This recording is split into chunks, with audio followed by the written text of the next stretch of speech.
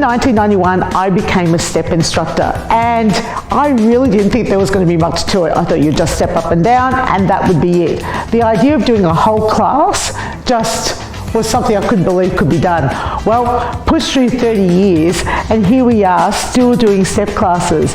It is one of the most effective forms of training, and what often people don't really truly appreciate is it's not just a cardio workout. You can develop your muscle endurance, you can develop your muscle strength, and you can also improve your coordination and balance. STEP has come a long way, and to be able to teach it effectively, you really need to know some basics so that you can lead a group of people through an enjoyable experience so that they feel accomplished and successful by the end of the workout.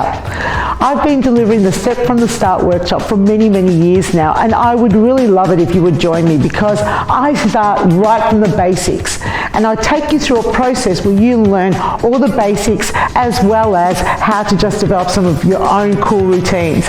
You're going to have access to several videos that you will have lifetime access to keep reminding you about how to put your class together, as well as a one-day workshop where we spend time together just basically drilling down on specific techniques, and you can ask me questions.